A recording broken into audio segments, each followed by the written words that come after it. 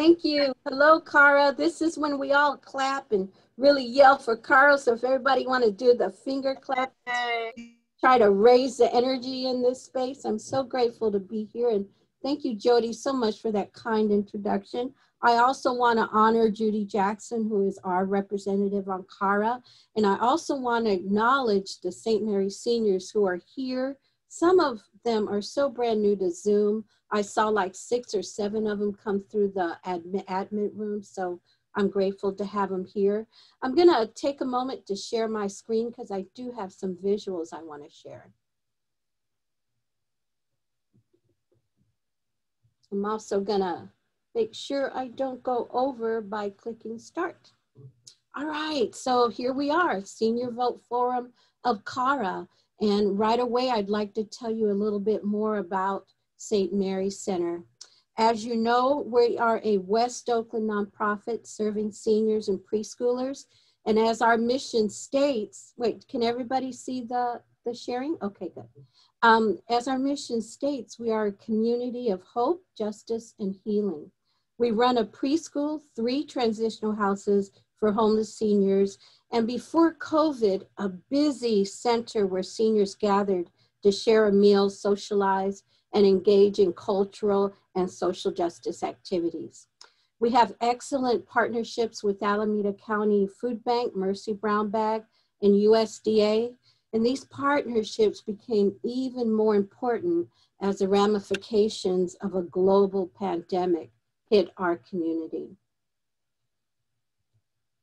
So this is 2 of our council members. One is Benny and Brenda Whitfield. The other on the right is our Executive Director, Sharon Cornu, and our President of the Council of Elders, Keitha Ribbonwine.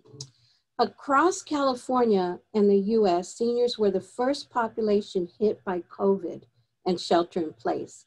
And like many other nonprofits, we had to close our doors to the public and send the majority of our staff home.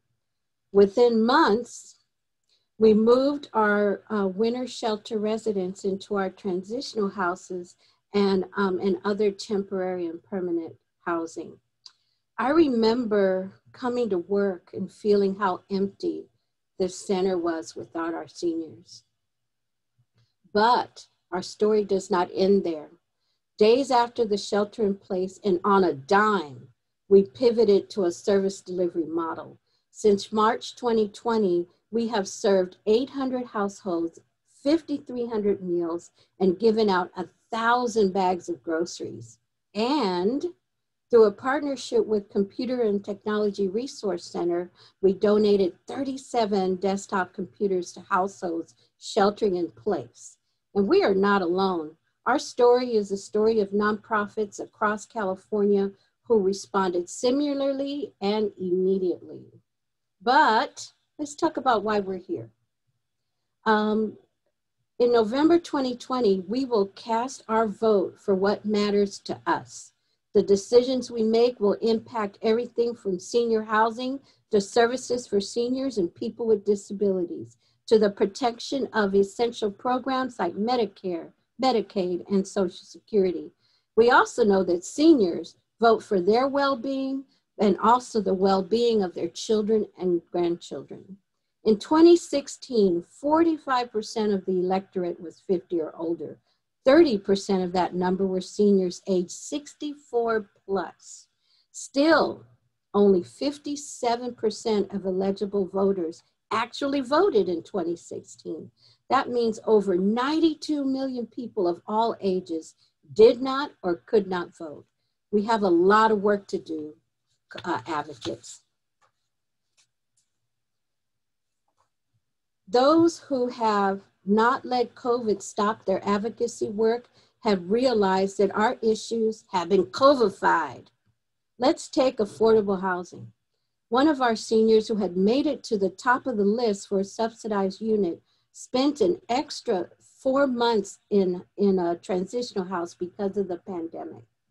Our lives have changed dramatically. Shopping, riding the bus, taking a walk, visiting a friend, going to the doctor have now become high-risk activities for seniors. These are activities service providers recommended to live a healthy, productive life. Without these basic human connections, we have seen higher instances of social isolation and depression. As advocates, we translate our experience into change, into improving quality of life for seniors. And now we do have to share what it is like to live under COVID. And there is no better way to do that than to exercise our right to vote. No matter the circumstances, if you build a world where seniors and people with disabilities flourish, we all flourish. So guess what? Everyone, your issues are on the November ballot. You are in the right place. Today, we are going to hear from candidates on issues that matter to us. We also give you a rundown on state initiatives. In the coming months, we ask that you educate yourselves on local ballot measures. In Alameda County, we have Home Together, a comprehensive plan to reduce homelessness. St. Mary Center is very excited about that one.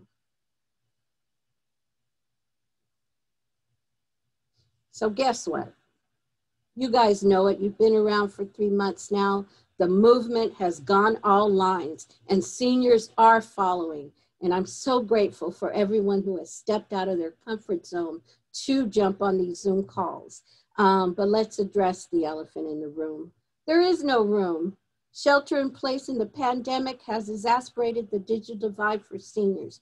Our seniors are struggling to access technology and gain the skills they need to connect to a world that is more online than ever before. I have been at many meetings where the topic moves to challenges of getting seniors online for doctor's appointments, exercise, socializing, and so much more. Let me tell you how St. Mary's Center actually responded. We have started a pilot program with 18 or 20 seniors that we provide the equipment for, access to affordable internet, and personalized and group training. Last Thursday, we held our advocacy meeting, our first advocacy meeting since March. It was not easy for seniors and staff, but it was worth it. And of course, it takes a village. We are partnering with the Dominican Sisters here in Oakland and Senior Fusion for Technical Support, and Computer and Technology Resource Center is providing free desktop computers. And it was truly an amazing experience to see everyone together for the first time in a very long time. We found out that there are 4 necessary parts to a good social tech program, and that is access to senior-friendly tech equipment, affordable internet, personalized training, and a real online practice. So that's what we have here, thanks to Cara. We want everybody at the end of this to be comfortable and connected. So let me end with 4 advocacy activities that I'd love for people to kind of think about over the next couple of months. One of them is let's have a successful November election. Let's get folks registered, let's educate our voters, and then let's support them to vote. And it's not going to be easy this year because it's going to have so many changes. We just need to stick together and teach everyone how to cast their vote. Most of us will be doing mail-in ballot, which is just fine. And then we need to follow that vote until every dollar has been spent and the directives have been accomplished. I also, number 2, it's about supporting each other's campaigns.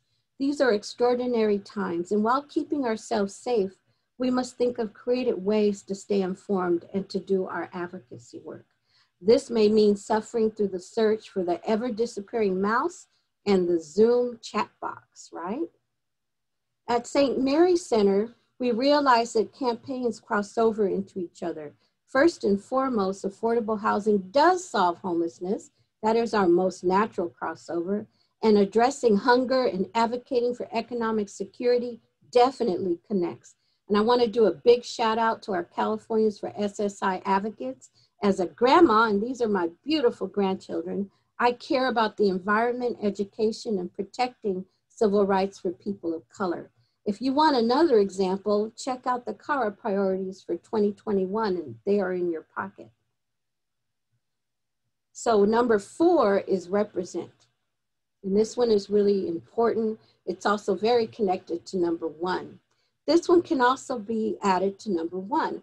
Let us continue to influence the policies that we vote for with our lived experience and best thinking. And as much as possible, sit at tables that advise and decide. I'm proud to sit as a board member to United Seniors of Oakland and Alameda County, Commissioner to the Oakland Housing Authority, and as Jody said, a member of the Master Plan for Aging Advisory Committee. And I want to take a second and actually invite you to the next Stakeholder Advisory Committee meeting on Tuesday, September 15th, 2020, from 10 to 3. On this website over here, maybe Cynthia can drop it into the chat. You will be able to see all the videos that we have had over the last couple of months as we created this plan. I personally love to call it the Master Plan for Action on Aging, because we do not want this just to sit on a shelf. We want it to be alive in seniors' lives and to keep it that way. I hope that you guys make it.